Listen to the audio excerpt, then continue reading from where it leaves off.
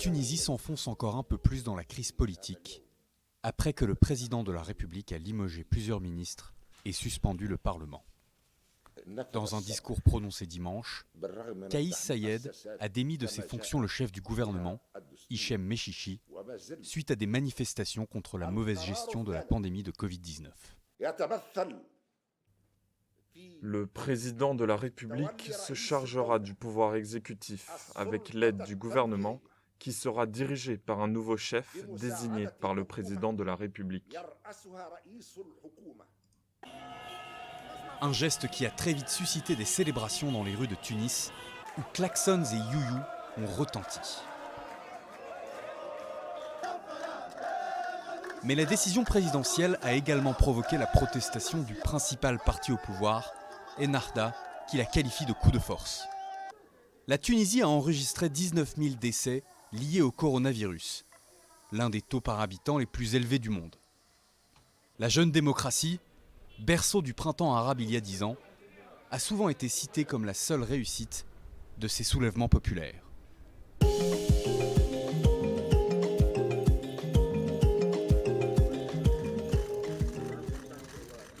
Les deux anciens ennemis jurés se prennent dans les bras.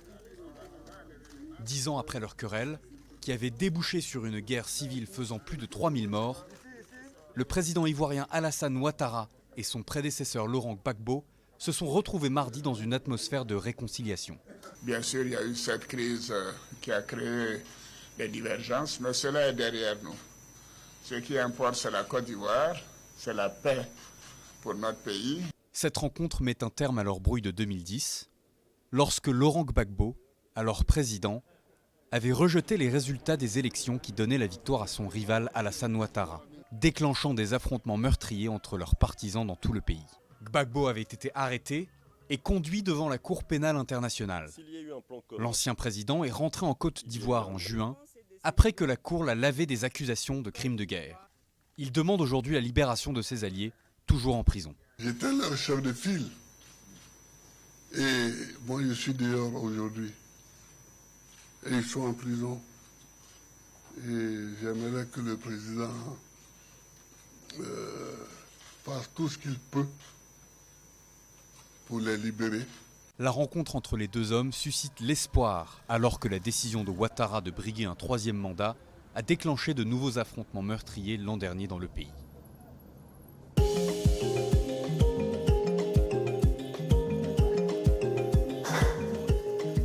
Sept ans après s'être retrouvé sans abri et sans argent au Royaume-Uni, Cyril Tchatché II se prépare à entrer dans l'histoire aux Jeux Olympiques de Tokyo.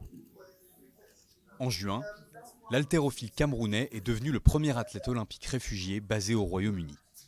Je suis très heureux et j'ai vraiment hâte de retrouver la scène internationale. Pas seulement pour me représenter moi-même, mais aussi pour représenter environ 80 millions de personnes déplacées dans le monde. L'histoire de Tchatché tient du miracle. Originaire de Yaoundé, il représente le Cameroun aux Jeux du Commonwealth de 2014 à Glasgow. Il a alors 19 ans.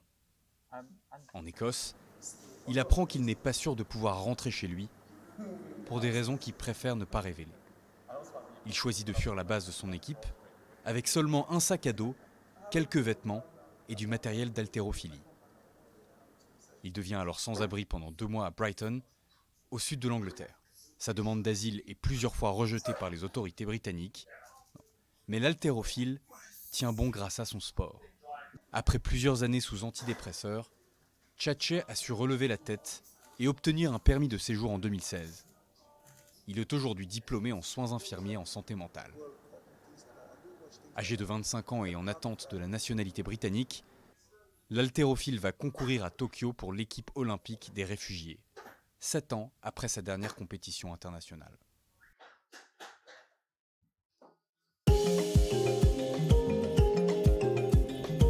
Dans cette commune isolée du sud de Madagascar, il n'a quasiment pas plu depuis 3 ans.